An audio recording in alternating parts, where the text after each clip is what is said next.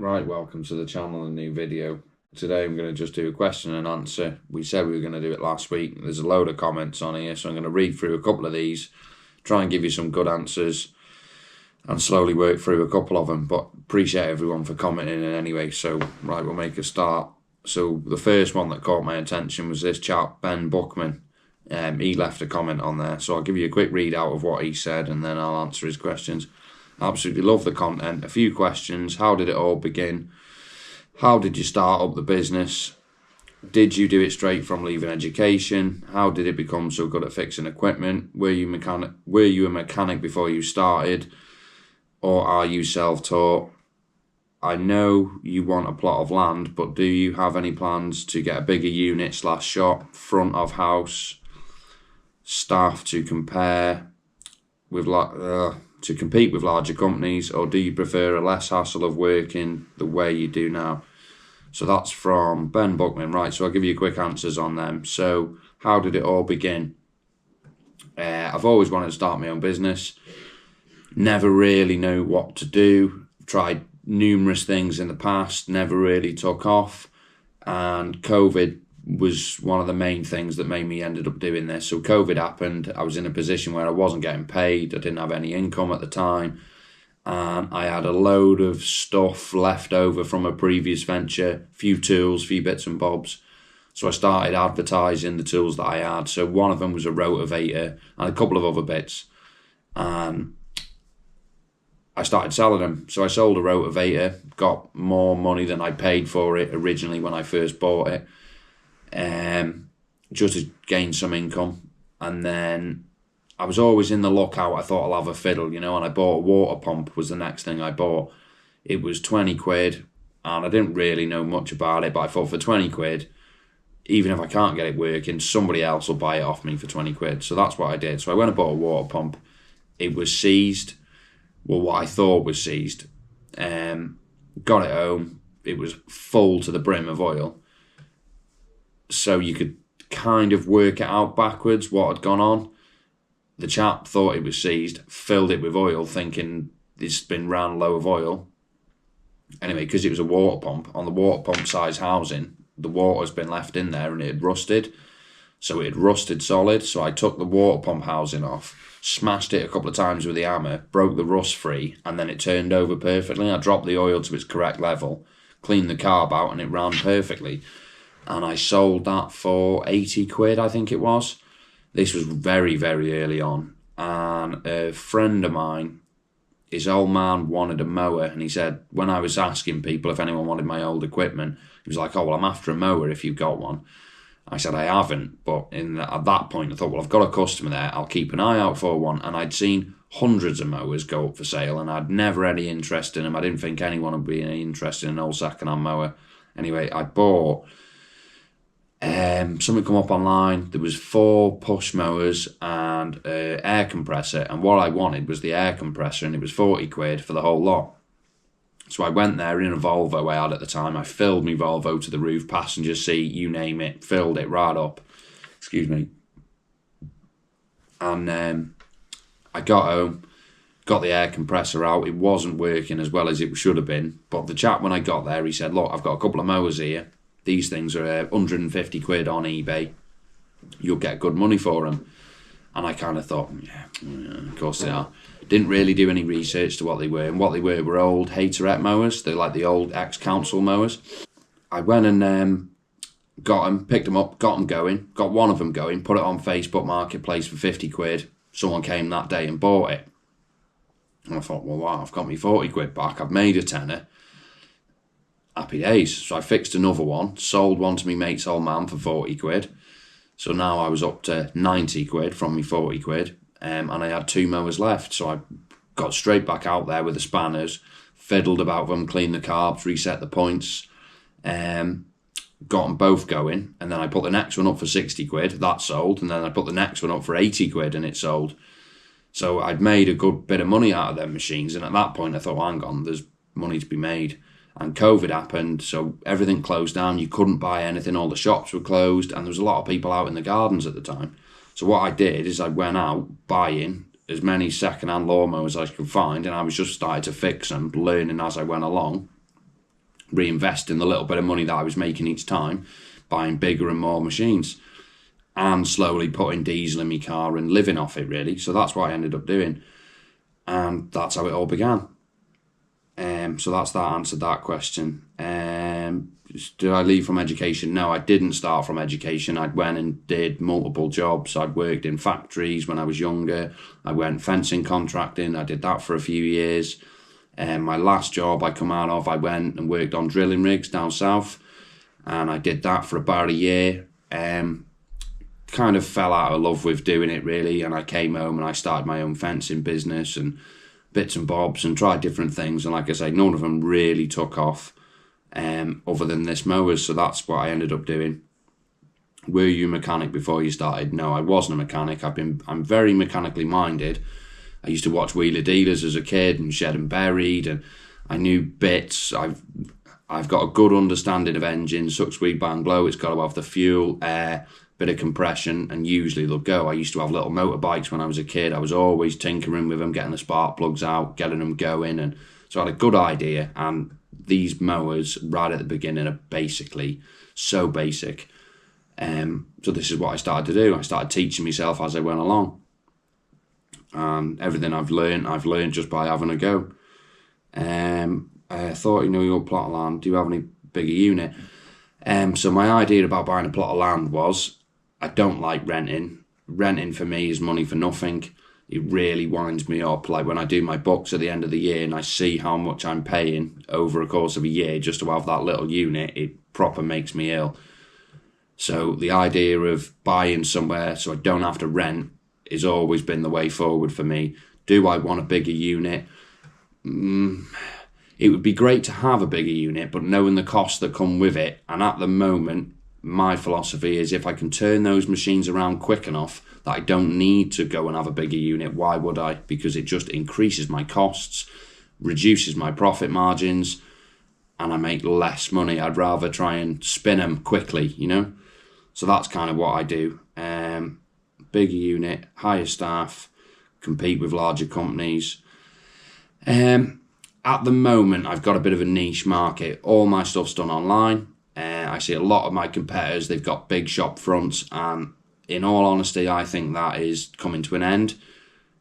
People and these big firms, they've got so much overheads that I can, if they're dealing in second-hand stuff anyway, I can usually beat these people on price, and in my experience, price always wins. If I can sell something 10%, 20% cheaper than my competitors, mine will sell first, and I'd rather turn them over quickly. Would I like a bigger premises and do all that? Yeah, I probably would, but I'd have to sit down, do the numbers, and I can pretty much guarantee that it wouldn't be worth me doing it. Prefer less hassle of working the way you do. I do like working the way I do. It'd be nice to have people working alongside me sometimes, but that's just where I am at the moment. Right, so I've tried to answer his questions as best I can. Right, the next chap I've got here is a BCAB Agri. Have you ever thought about applying to be an approved dealer for one of the mower brands? It would give you more opportunity for trade-ins against the new units you sell. Yeah, I have gone down that route. Last year, I started looking into taking on a brand, if you like. There's a local guy to me I do a lot of business with. He's got a brand. He's helped me from the very beginning.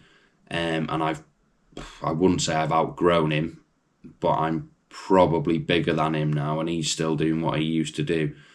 He's got a brand dealer there, and I got in contact with their branding, and I spoke to them and went down the lines of taking on these brand new mowers.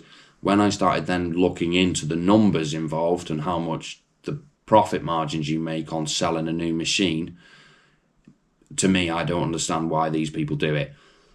Honestly, the margins are minimal. You make next to nothing on selling a new machine. The workshop is where the money is made. So when you find these big dealerships, they always have a workshop with them, and the workshop does warranty repairs, mower repairs, etc. And that's why these people are charging £60 an hour to do mower repairs, £200 for a service on a ride-on mower, £100 for a normal basic mower, and it's extortionate really in comparison to what it costs you to have a car serviced. But that's where they make their money. So they will make potentially £200 on like a £3,000 mower. But then their idea is they get 3 years worth of servicing out of that £200 each. So that's where they're making their profit margins on it. And when I questioned them on the warranty side of stuff, because I don't like doing other people's repairs, I do my own stuff and that's it. I'm not open for repairs to the public. So I was asking, could I take on the dealership network and have the name but not have a workshop, and recommend them or send them to another dealership within the network to do the repairs. And I kind of started to partner up with the guy I'm talking about here who's got the thing. And I said, well, if I sell the stuff, he can do the repairs. He was well happy because he was thinking, well, I just get more work and I don't have to sell them. Then I went down how the warranty works. If I sell a brand new machine, because everything I sell at the moment is all sold as seen. But if I sell a brand new machine that comes with a 3-year warranty, how does this work? Anyway, I spoke to the dealer in question, and from what I gathered, it was an utter scam. So if I sold a mower for £3,000 and the gearbox breaks in the first year, how it works with a warranty claim is you make a warranty claim to the dealer, to the main brand, if you like. They then charge you for the parts required. So say the gearbox is £1,000, I've got to fork out £1,000 and order a gearbox, do the repairs, fix that guy's machine, then put a warranty claim form in, and then they will credit my account. So they will then credit my account the £1,000 plus an hour, 2 hour, whatever they've got it in on the book price for the work to have it done. And then for me to get that money back, I've then got to buy another mower and then sell it before you see your own money back. And the guy kind of said, well, this is how it works and this is how we do it. So, so we're not sending you money, you're not sending us money. And my answer to that was, well, I'll just give you the warranty form and you just send me the gearbox for nothing. I don't want it credited to my account. Thanks very much. Why would I? You're stuck, basically. The way it works is money goes one way. It just goes straight to them and they never send you anything in return. And as soon as I got down that road, I thought, you know what, this isn't for me. I make good money on some of the machines I sell. The profit margins sometimes can be up to 50, 60%. And I make good money sometimes. So, no, I probably wouldn't go down the idea of taking on a brand dealership.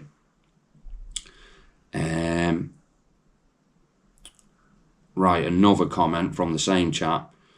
The videos on your L322 actually brought me to the channel, and the buying and selling content made me stay and subscribe. So some questions around the two. How long have you owned your L322 now? And has it been reliable for you in daily use? Any major problems with it has ever stopped you working? So I'll answer that first. My L322, if you're a regular watcher, you will know I bought and sold that about 3 years ago now. So I bought it with an air suspension fault for £1,500. I got the air suspension sorted, fixed it, and I sold it for £3,000. And about 12 months later, I was in the position where I could afford to buy one back, and I needed one. I was improving, we were growing at the time. So I had a bigger trailer, and I thought, right, I need a towing car. So I was pricing them up, which ones to go for. And I thought, well, I'll get another Range Rover, but what one to buy? And I must have looked at 4 or 5 Range Rovers at the time, and they were all stupidly priced, and they were all hanging, and none of them were mint. And I knew the one I'd sold was mint. It was full service history, it was well looked after, etc, etc. So I managed to find him. I tracked him down, the guy down I'd sold it to, dropped him a message and said, look, if you ever want to sell that car, give me a shout, I'll happily buy it back off you.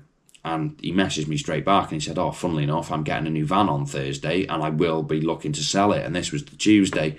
So I said, yep, sound no problem, give us a shout. I said, what do you want for it? And he said, 2.4. I think he said 2.4. No, I think he said 1,800 quid, actually. I think he said 1,800 quid, something like that. Anyway, within those 3 days of him agreeing 1,800 quid, I said, yeah, I'll buy it. And the MOT had just run out on it as well. But because I knew it was good and it passed the previous year, no advisories, I thought it'll go straight through. So I went to him, and when I got there, he was like, oh, an injector's just gone down.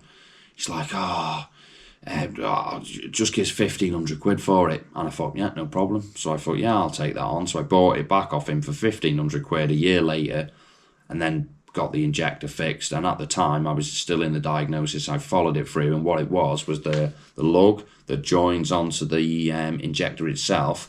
How it works is you've got a crocodile clip, if you like, and there's a pin on the thing, and what they do over time is they open up, so it should be like that, and as it slides in, it grips over the top, and what it done, it opened up, and as they were pushing over, they weren't making contact. So what I did at the time in the diagnosis, I had an injector cleaning kit, and it's a plug that goes on and it comes off to a 2, so you got positive and a negative. So what I did is I stripped the wires back, I hooked it on and plugged it into the injector, and it ran perfectly, and I thought, right, great. So I went down to a chap in Warrington, I think he was breaking them, and when I got my Range Rover back, I should say, it was hanging, it was absolutely battered, and I was not happy. Needed new lights, there was bits missing, he'd nicked my alloys, and there was loads of little things wrong with it. So I went and spent, I don't know, about 100 quid, I think, at this breaker's yard. And I bought like 2 lights, I bought a new loom, I bought this, I bought that, I bought a few little bits.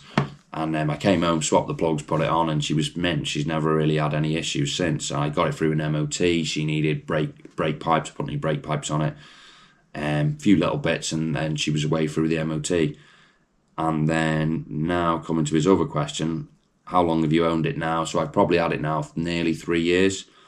Is it a reliable daily use? Any major problems? No major problems whatsoever. I've had an injector go down, which is common on these. It didn't stop running, mind. It locked itself open, not closed. So it was over-fueling. And if you'd have jumped in it and drove it, you probably wouldn't have noticed. But because I use it that often daily, I could tell. Under power, you couldn't even tell. It was on idle. It was just not right. And I could hear it. And I knew there was something wrong. Anyway, so I ended up changing an injector and putting a new injector in it. What else have I done? Other than regular maintenance, she's had brakes, servicing.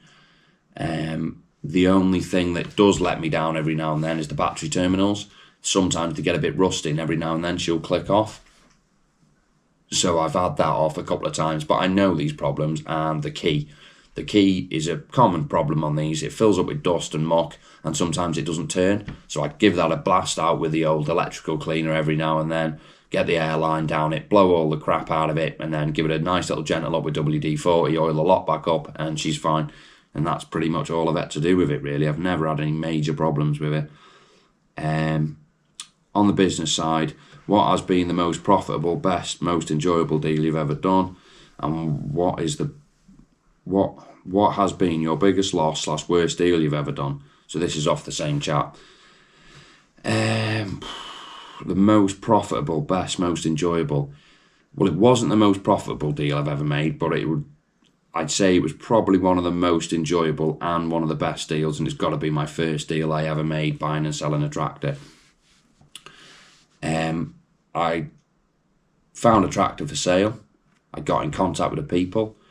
I did all my due diligence, and at the time it was a big move for me. I was still working in smaller stuff. I'd done ride-ons and bits and bobs, so I'd made bigger lumps of money, and it was a tractor come up for sale. That was always the plan, bigger and better, and a tractor come up for sale. It was 800 quid, and I knew someone who might have been interested for it. So I spoke to him, and I still speak to him now. He's a good customer of mine, actually. And I spoke to him and I said, look, there's a tractor coming up here. Are you interested? Told him what the problems were, and he said, yeah, no, I'm interested. I'll give you 1,800 quid for it. And I was like, right, sound. I thought, well, there's £1,000 there. And at the time, I had nothing to move it round. And I told him where it was, and he said, yeah, no, I'm not bothered if you've made on it. I don't care. I'll wait round the corner. So what I did is I got there, done the deal, drove it onto their car park, and shook hands and sold it to that guy there for 1,800 quid, done £1,000, and jumped in my car and drove home. And he got and organised to have it picked up. So I made £1,000 in 2 minutes, didn't do nothing, didn't put a spanner on it, and it was like, that's when I opened my eyes to, hang on, this could make a lot of money if I do it right. But I sold it under the condition that he let me have a go. Because if you watch, I actually like fiddling with them. So I was a bit annoyed that I didn't get a proper go, because I usually buy them, play on them for a week or two, and then sell them. So we agreed, yeah, sound. So I went up to his house, and I ended up mowing his grass and fiddling around on his tractor, because he's got fields and bits and bobs. So I was well happy. I made £1,000, and I got to play on a tractor for a couple of hours, and yeah, and like I say, it's a good customer of mine, and we've get on really well since. What has been your biggest loss / worst deal you've ever done? On that front, first of all, I've never made a loss. I've been doing this 3 years and I've never made a loss. I've broke even a couple of times, and the only reason I've never made a loss is because I can't afford to make a loss. If I've bought something for X amount of pounds, I will not sell it for less, because why would I? I'll just sit on it until somebody comes and gives me that money back. I've done jobs where quad bikes I never have much luck with. I bought a quad bike once for, I think it was 800 quid, around 800 quid. It needed all new diff bearings and this, that and the other, and it was an absolute nightmare of a job. And I think it took me man hours, probably about a day's work, but over a course of about a week, ordering parts in, diagnosis, moving forward. And so I done, call it a day's work and a week's worth of waiting, and I got me money back. So, in certain places I've broke even, but I've done work, but I've never actually made a financial loss. Worst deal you've ever done? So quad bikes, always. I never have luck with quad bikes for some reason, so they're always a worst deal. I don't buy them anymore, I just refuse. Do you have any plans to sell larger agricultural equipment as a full-scale tractor and plant in the future? Yes and no. My market is sub 10 grand, and I do very well under that market. Anything over 10 grand, I find they're very difficult to sell. You become playing with finance, so a lot of people require finance when you go up and over 10 grand. Anything sub that kind of money, most people can get hold of that money quite quickly and just come and buy the machines. You push into 30, 40, 50 grand machines, you few and far between, and then you can competing against the big boys who have got this stuff pretty much under wraps, So, no, not really. Me, myself, would I go and buy 40 grand tractors straight away tomorrow, because I'd want to just have a go on it and play around on them. But business side of me, would I actually be able to sell them? Probably not. Right. Yeah, so I hope that's answered your question on that side of it. Ben Buckman, do you have staff or just one-man band, or do you prefer working solo? I have no staff, I work on my own, but I have got a couple of mates who do jump to if I need extra hands on, or I have dragged people along to come on jobs where I think, right, I'm going to need a couple of people on this one. And a few of me mates that want an extra bit of pocket money, but to go down the pub or whatever, we've always helped people out if I can, and people help me out, so I do try and look after me mates. But majority of the time, yeah, I work on my own. Right, so we go over to the next fella here. Hi, hope you are all well, enjoying your videos. Would you ever consider buying another Range Rover from a content point of view for the channel? Your previous L322 videos have been really pleasant to watch from a knowledgeable point of view. Cheers. Well, to answer that question, no, is the basic answer on that. Would I go and buy something just for content? No, I don't do that. I don't go out and buy things just to make a video. That's not what this channel's ever been about. I film my day-to-day business running and the problems, upheavals and challenges I come across in this sort of a business that I do. The Range Rover just happens to be the car that I use. So a lot of people on YouTube I've seen at the time went out and bought Range Rovers just to make videos, because Range Rover videos were very popular at one time. I was lucky that I just happened to have one. So I started filming and doing bits and bobs, servicing and repairs on my Range Rover. But would I actually go out and buy one just to make a video? No, I probably wouldn't. If this one gives up the ghost, would I go and buy another one? Hands down. First thing tomorrow, I'd go down the bank, get the money and go buy another one. Absolutely love it. Right, now move on to the next one. We've got Piston Slap UK. Are you set up as a limited company or a sole trader? Do you have an accountant? And if not, will you get one? I'm set up as a sole trader. I'm not a limited company for a few reasons. At the very beginning, it wasn't the right move to do. If my business continues to grow the way it is, will I go limited? Probably in the future. Do you have an accountant? At the moment, I don't have an accountant, no. So all our bookkeeping is done in-house. Very frustrating, because I actually hate the paperwork side of it. But at the moment, I do majority of the receipts, the bookkeeping, that sort of stuff. But I have a family member who works in accountancy, so if I ever get into trouble or if I'm a bit late on paperwork, I usually go to that family member and just dump all the receipts and say, oh look, can you just do these for me? And they get done. So I'm lucky in that respect. I don't have to pay for an accountant. Right, so that's all the comments. So I hope you all appreciate that, and hope you've enjoyed the video. And if there's anything else you want to ask me in the future, don't forget to just drop me a comment, like and subscribe. Right, so yeah, we'll end the video there. Next week's video, I bought myself a car this week. Something I've been after for a long time. It's absolutely mega, so keep an eye out for that, and we'll do a video on that next week. So I'll catch you on the next one.